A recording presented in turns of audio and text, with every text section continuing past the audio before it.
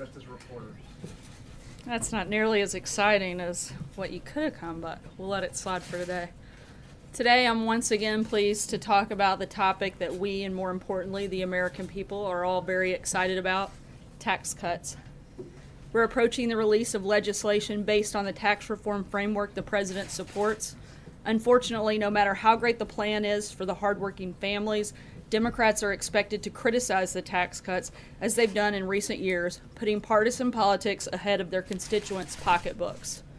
While arguing over President Reagan's 1981 tax cuts, Democrats claimed it would only benefit the rich. The Democrat Speaker of the House at the time, Tip O'Neill, called them royal tax cuts because he claimed they favored the wealthiest Americans. What really happened was more than 14 million new jobs were created over 5 years, incomes grew by over 22% for the next 7 years, and the economy grew by over 3.5% on average for the rest of the decade. Some Democrats must have been paying attention to history, because as recently as last year, they publicly supported many of the principles for which the president is advocating today. That includes lowering the corporate tax rate, which is the highest among developed nations, so that our greatest businesses can be more competitive. In fact, Presidents Obama and Clinton both advocated for cutting corporate tax rates. Senate Democrat leader Chuck Schumer in the past called our tax system upside down and inside out, and last year he actually admitted that cutting corporate taxes is, quote, really important for American competitiveness. Minority Leader Nancy Pelosi apparently agreed, because she said, quote, it is long past time for tax reform that would lower the corporate tax rate. The only thing that seems to have changed since then is who occupies the White House. Since day one, the president has been committed to jumpstarting our economy and giving hardworking Americans the raise they deserve.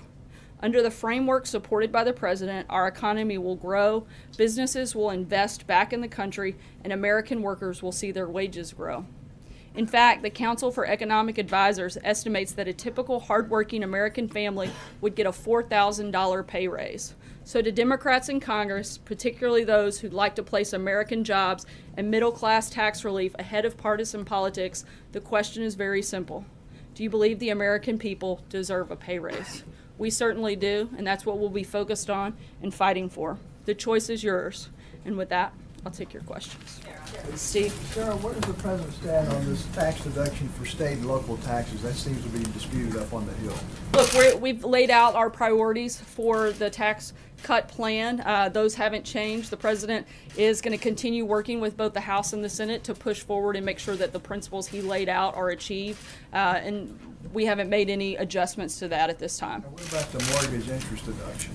Again, same point here. We haven't made any changes to the priorities that we've laid out. I'm not going to negotiate between you and I, but the president is going to be involved in ongoing conversations with members of both the House and Senate, and we've laid out what our priorities are, and we're going to stick to those as we move forward. In the conversation with Speaker Ryan just now? They're still meeting now, and we'll have a readout on that meeting once it's completed. Matthew? Thanks, Sarah. Question on yesterday's Mueller news. President Trump's nominee to serve as chief science advisor over at the Agriculture Department is Sam Clovis, and Clovis was the campaign supervisor cited in that Papadopoulos plea, and his lawyer has since acknowledged that he was the one in that plea who encouraged Papadopoulos in August 2016 to make a trip to Russia to meet with Russian officials about the campaign. Given all that, is the president still comfortable with him, Sam Clovis, serving in the administration? I'm not aware that any change would be necessary at this time. And on that note, is the administration aware of who the other 3 or 4 campaign individuals who were referenced in that Papadopoulos plea were, and are any serving in or advising the administration? I'm not aware of the specific individuals. What I can say is that I think that Papadopoulos is an example of actually somebody doing the wrong thing while the president's campaign did the right thing. All of his emails were voluntarily provided to the special counsel by the campaign, and that is what led to the process and the place that we're in right now, was the campaign fully cooperating and helping with that. What Papadopoulos did was lie, and that's on him, not on the campaign, and we can't speak for that. John? So the Chief of Staff, John Kelly, said that this special counsel investigation has been very distracting to the president. Can you elaborate on that? What is this affecting his ability to get his job done here? I don't think it's at all affecting his ability to get his job done, and that wasn't the point he was making. You guys seem completely obsessed with this, while there are a lot of other things happening around the country, and frankly, a lot of other things that people care a lot more about. The media refuses to cover it, and I think that's the distraction. Instead of the focus being constantly on tax cuts and tax reform, my guess is if you look at the records, the questions that I take in here day out have far more to do with an investigation that frankly most Americans don't care too much about, and a whole lot less to do with policies that actually impact them. Why are you so Glenn? confident that the investigation won't go on much longer? Because we have confidence that it's going to come to a close in short time. Glenn, go ahead. Glenn's got a call. Maybe he needed to phone a friend to get help with his question. Sarah. Glenn, I had more faith in you to be able to ask a question all by yourself. The But other thing that General Kelly said yesterday was in reference to General Lee, and he said that the Civil War was the result of a failure to compromise. Was he suggesting that there be a compromise on the abolition of slavery? Can you expand on exactly what he was talking about? look, all of our leaders have flaws. Washington, Jefferson, JFK, Roosevelt, Kennedy. That doesn't diminish their contributions to our country, and it certainly can't erase them from our history. And General Kelly was simply making the point that just because history isn't perfect doesn't mean that it's not our history. Let me follow up. You are a proud daughter of the South. When you see Nathan, like a statue as they had in Memphis, of somebody like Nathan Bedford Forrest, who was responsible for the Fort Pillow massacre, and other folks like that, is there a differentiation? Do you think there are certain Confederate figures who don't deserve to be honored, like Nathan Bedford Forrest? Look, I don't think that we should sit here and debate every moment of history. I think those moments took place. There are moments that we're going to be a lot less proud of than others, but we can't erase the fact that they happened. I think you have to determine where that line is. The president has said that those are something that should be left up to state and local governments, and that's not who I'm here representing today, so I'm not going to get into the back and forth on it. John? Thanks a lot, Sarah. Just to follow up on what you said yesterday and what you have reiterated today about this investigation and your belief that it's going to be wrapping up soon. Yesterday you said that those are the indications that we have at this time. From your point of view, is what you're saying wishful thinking? Is it spin? Are you getting leaked information that gives you that indication? Why do you continue to say that you believe that it is wrapping up soon? Again, that position has not changed, and we do think that it will wrap up soon. I didn't say it would be 3 or 4 days. I said soon, and we hope that that's the case, in large part because we know that the facts are on our side. There was no collusion, and we're looking forward to moving forward and hoping that you guys can as well. And we can actually start talking about and focusing on some of the things that I mentioned to Jonathan that we feel the American people would rather the conversation be turned towards. Jessica? Papadopoulos hearing, at the Sorry, I'm gonna keep Papadopoulos hearing, I moving just on. want to ask you this one thing about one of the prosecutors that is on Bob Mueller's team. At the plea hearing for Mr. Papadopoulos last month, he hinted at the possibility of more to come in the investigation. He said the Mueller probe is, quote, a large-scale, ongoing investigation of which this case, the Papadopoulos case, is a small part. So, given what he said as an officer of the court, are you disagreeing with anything that he said in his remarks during that plea hearing? Maybe his references in looking more to come between the Democrats and the Clinton campaign, since I think if there's any evidence that we've seen to date, it's between them colluding with other foreign governments, certainly not from our side. Jessica? I have one question about what the president said today, and then an Asia trip question broadly. But the first question is, the president mentioned in the tax reform meeting there that he was going to be announcing, quote, soon, some companies that are coming back to the United States. Can you either name them or give us the industry that we're talking about? You know I'm not going to get ahead of an announcement that the president's going to make. If he wasn't willing to tell you today, I'm certainly not going to step in and do Asia it. trip, the speech that he's making at APEC is being billed as a theme for the trip, as well as the Indo-Pacific. Does this administration see India as a pivotal part of your strategy when it comes to the Asia Pacific more broadly? Certainly plays a big role, and General McMaster will be here later this week to discuss the trip in greater depth and more detail, and he'll be happy to address more of those questions at that time. Okay. The former White House strategist Steve Bannon is saying the administration should push back harder against Special Counsel Robert Mueller. Does the president support defunding the special counsel? No, and I'm not sure what we'd push back against, since so far all they've done is come up with ways and shown more and more that there was no connection between the Trump campaign in collusion with Russia. John? Yeah. Thank you, Sarah. 2 questions, please. First, the president is quoted last year as calling Mr. Papadopoulos, and I quote, a great guy, and today it was a liar. And I wonder, just to kind of clear the air, how well did he actually know him, and was he briefed by him often? Did he have frequent meetings? How well does he know this man? My understanding is the only interaction he ever had was the one meeting that the advisory council gathered together, where he was in a large group of other people in the room, and to my knowledge that's the only interaction they ever had. Again, this was a campaign volunteer. He wasn't somebody that was a senior advisor, as many of you want to bill him to be. He was somebody that played a minimal role, if one at all, and was part of a voluntary advisory board. And he That's only it. met the president, the candidate Trump, one That's time. my understanding, John. That's the All right. only incident that we're aware of. The other thing I wanted to ask was that a few weeks ago, when the president sent out Twitters about the media, he suggested that equal time be applied. Now, to many people, that was a euphemism for the fairness doctrine, something that President Ronald Reagan helped eliminate, and which Democrats such as Leader Pelosi have tried to revive. Is he seriously in favor of reviving the fairness doctrine? And I might add that its premier opponent of revival was a young congressman named Mike Pence. I don't know that he's into the deep weeds of the fairness doctrine, but I know he certainly believes in fairness, and I think that he would like to see that applied certainly to his administration in a way that it probably hasn't been so far. Charlie? The president, Republican Senate candidate Roy Moore is on Capitol Hill today. Does the president have plans to meet with him at any point today or this week before he leaves for Asia? No, there's no planned meetings at this time. Blake? Sarah, there is still a lot to be negotiated on taxes, SALT, which was just brought up, possible phasing in of the corporate rate, just to name a couple. When the tax bill, whatever of it, is released tomorrow, will the president wholeheartedly endorse this as his plan? As of right now, we see no reason to feel otherwise, but until we see the details of that, I'm not going to speculate on where we are. We've laid out what our principles are, and we expect that piece of legislation to reflect those principles. If it does, you'll certainly see the administration come in with full-throated support. And lastly, on the Fed, I know you're not going to give us a name. I'm not asking you to give us a name. But what if I did? Wouldn't it be fun? Then we would love a name. That's the most excitement we've ever gotten out of this room.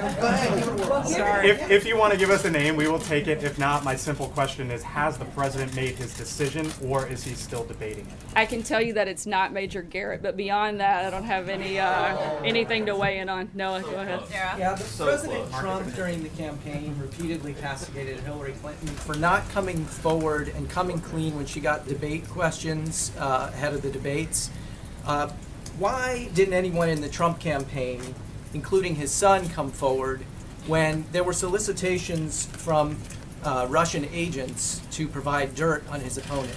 I'm not sure how those two things are even remotely related, so I couldn't begin to figure out how to answer that question. I'm just getting to the sense of the proactive duty to come clean when there is an ethical question. And is the president upset that people in his campaign did not come clean when there were ethical questions and I don't believe that ethical to be lines an being ethical broached? question. That's a pretty standard campaign operating procedure. The Russians is? That's not collaboration with the Russians. Sorry, Noah. I know you want it to be, but it just isn't. Go ahead. I have 2 questions. The first one is, you've been very clear that Trump didn't collude, but Hillary did. What is your definition of collusion? Well, I think the exchanging millions of dollars to create false information is a pretty big indication. I think taking millions of dollars into a foundation that benefits you while making decisions that impact people that gave that money, I think those are certainly areas of collusion that should certainly be looked at. And my second question about, just to follow up from Glenn, Robert E. Lee aside, and I understand your point about how all leaders have flaws, what Kelly said yesterday was that an inability to compromise led to the Civil War, and back in the spring, the president said that he thinks that Andrew Jackson could have made a deal to avert the war. What is the compromise that they're talking about? To leave the southern states slave and the northern states free? What was the compromise that could have been made? I don't know that I'm going to get into debating the Civil War, but I do know that many historians, including Shelby Foote in Ken Burns' famous Civil War documentary, agree that a failure to compromise was a cause of the Civil War. There are a lot of historians that think that, and there are a lot of different versions of those compromises. I'm not going to get up here and relitigate the Civil War, but there's certainly, I think, some historical documentation that many people, and there's pretty strong consensus, people from the left, the right, the north, and the south, that believe that if some of the individuals engaged had been willing to come to some compromises on different things, then it may not have occurred. Compromise on those Thanks, Sarah. Apropos of what's going on the Hill this afternoon, and Facebook disclosing yesterday that more than 100 million Americans were apparently exposed to what amounts to Russian propaganda. What's the White House's view of that notion that more than 100,000 people have been reading and watching what this Russian outlet has been putting out? And what do you make of the notion that there ought to be some kind of requirement that Facebook be required to disclose the way that many broadcasters are required to disclose when political ads are made? I think we need to see how this process works out over the next several days. And some of those questions are things that you're going to have to ask Facebook. That's not something that the federal government can weigh in at this point until the findings of that investigation and those hearings are completed. Hallie? I'd like to follow up on something you said earlier, but I also want to follow up on the conversation that's been happening about this slavery compromise. I'm not asking you to relitigate the Civil War. We don't need a history lesson on the compromises that have happened. But does the White House at least acknowledge that the Chief of Staff's comments are deeply offensive to some folks and historically inaccurate?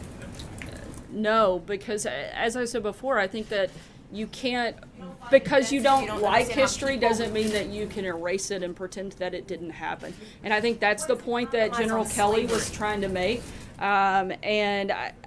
To try to create something and push a narrative that simply doesn't exist is just frankly outrageous and absurd. I think the fact that we keep trying to drive, the media continues to want to make this and push that this is some sort of a racially charged and divided White House. Frankly, the only people I see stoking political racism right now are the people in the groups that are running ads like the one you saw take place in Virginia earlier this week. That's the type of thing that I think really is a problem, and I think it is absurd and disgraceful to keep trying to make comments and take them out of context and mean something they simply don't. I'm not trying to drive a narrative, Sarah. Sarah, can I follow up on that? There's a poll out that shows that the public seems to trust many of the mainstream media outlets that the president criticizes more than they trust the president himself. Why do you think this would be, and do you think the White House agrees with that?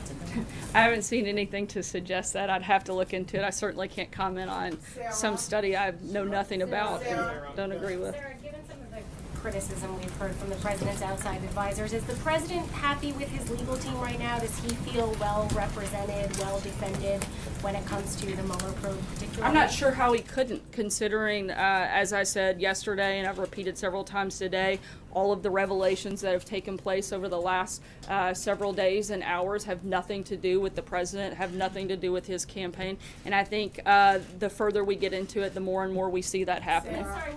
Kevin? One other question on Thank you, something Sarah. said. I just wanted to ask about taxes and then maybe just a very quick follow on the discussion about compromise. If I'm understanding you correctly, what you're really saying is he's not suggesting a compromise on slavery. He's talking about other compromises that may have been germane to that period of history. Look, I think that was Is part of the fair? conversation that a lot of people have had.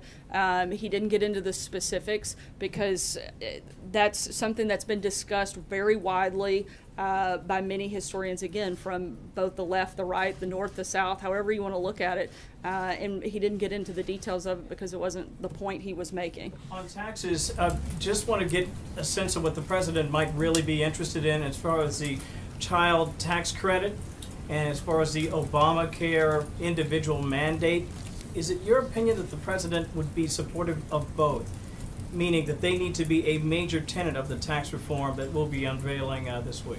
He certainly supports the child care tax credit. I'm sorry, what was the other piece you're asking The about? Obamacare individual mandate, does that have to be a part of tax reform? I don't believe it has to be part of tax reform, but the child care tax credit is something he'd certainly like to see. Take one last question, Major. Sarah, you said to us a few moments ago, the Papadopoulos plea agreement is an example of an individual doing the wrong thing, but the campaign doing the right thing, if I remember what you said correctly. Does that extend to Sam Clovis encouraging George Papadopoulos to go to Russia on behalf of the campaign to solicit information? My understanding is there wasn't encouragement. He made multiple attempts at setting up a variety of meetings that were constantly rebuffed. He also made false statements to investigators. That's something that the campaign nor the administration would ever support. All of his emails, again, were voluntarily provided to the special counsel by the campaign, and that is how they got to the place that they're in right now. Are you saying that Clovis is being misinterpreted by George Papadopoulos? I'm not getting into the detail of that. I'm talking specifically about the multiple attempts that he made in setting up a variety of meetings. There were more than one instance in which he tried to set up meetings that were rebuffed by the campaign. He lied about a lot of those activities, and that is the place that you, I think, see come through in the emails that were voluntarily turned over. One thing you said yesterday, you were asked at one point during yesterday's briefing when the president became aware that Russia was behind the hacking and possession of emails. You said, I'm not sure of the specific date of when that took place, so I'd have to look and get back to you. Yeah, I can respond to that now. The president was briefed in a pretty widely publicized meeting back in January. Later that very day, he said publicly that he'd received the intelligence briefing and he believed that Russia was behind the email hacks. Thanks so much, guys. Hope you have a happy and safe Halloween. Thanks, guys. Sarah, does this administration believe